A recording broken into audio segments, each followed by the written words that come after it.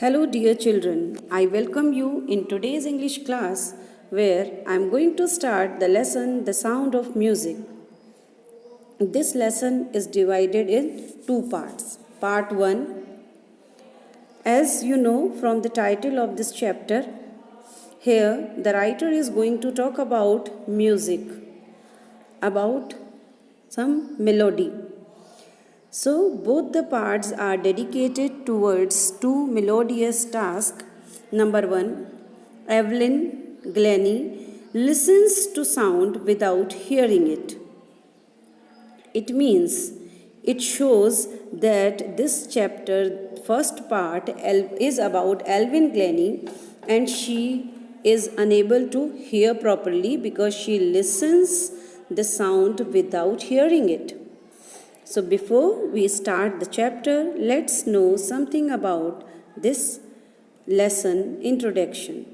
God may have taken her hearing, but He has given her back something extraordinary. The writer is saying, God have taken his hearing power, but God has given her something extraordinary, something which other students, other children do not have. What we hear, she feels far more deeply than any of us. Whatever other human beings hears, this Evelyn hears from the voice of her heart. And even she feels the music more than anyone else. That is why she expresses music so beautifully. And this was the reason that she feels music so nicely or so beautifully.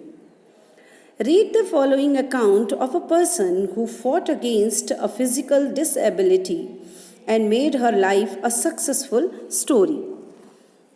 So, dear children, we are going to know about a person who faces this challenge of disability. She was a special child, and how she got success on this disability is described in this lesson. Rush hour crowds jostle for position on an underground train platform. Jostle meaning push roughly. This was a very crowdy hours where everybody was busy for their arrival, departure of their train, underground subway platform. A little girl looking younger than her 17 years was nervous yet excited as she felt the vibrations of the approaching train. Approaching meaning coming. A little girl of 17 years old, though her age was 17 years, but she was looking younger to her age. Her heart was getting excited because she was able to feel the vibration of the approaching train. Dear children, as you know very well, if you are standing at the platform and the arrival of the train, you not only listen the sound of the arrival train, but you can feel also. But it is the story of Evelyn who was unable to hear, but she was feeling the excitement of arrival of the train. It was her first day at the prestigious Royal Academy of Music in London, and daunting enough for a teenager fresh from a Scottish farm. That was going to be her first day of class in the Royal Academy of Music in London. And she was a fresh teenager who was ready to take her music classes in that special academy of music. But this aspiring musician faced a bigger challenge than most. She was profoundly deaf. This was the reason that maximum part of her years, completely you can say, she was deaf. So her challenge was more than other children.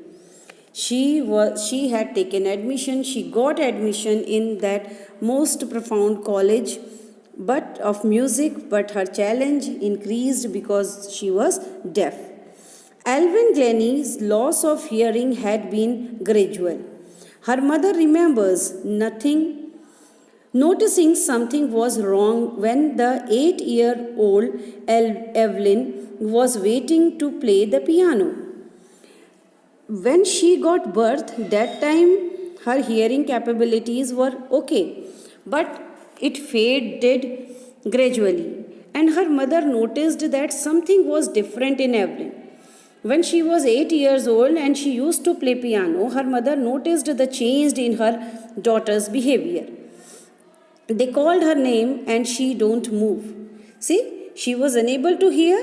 That is why when her mother was calling her name, when people were calling her by name, she did not react. She didn't move. I suddenly realized she had not heard, and it was the time to alarm the mother. She could know this that Evelyn was not hearing her. Says Isabel Glennie, her mother. For quite a while, Evelyn managed to conceal her growing deafness from friends and teachers.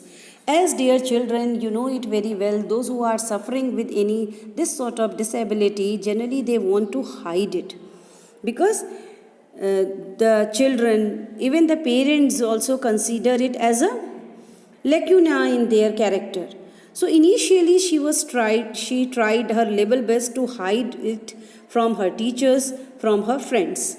But by the time she was 11, her marks had deteriorated and her headmistress urged her parents to take her to a specialist. But when she was 11 years old, it was quite remarkable in her that now it was the time when her headmistress told her parents to take her to the specialist, because there it was very difficult for her to survive with the other normal children. It was then discovered that her hearing was severely impaired as a result of gradual nerve damage. So when she went to the specialist, it was diagnosed that her hearing capability was completely, she had become impaired, and due to the gradual nerve damage, one of her hearing nerves damaged, and it happened. They were advised that she should be fitted with hearing aids and sent to a school for the deaf. Everything suddenly looked black, says Alvin. Now, the suggestion was given that she should have the hearing devices and she should go in the school which was meant for deaf, because in ordinary school it was not suitable that she could fit there. So dear children, we will do this much today only.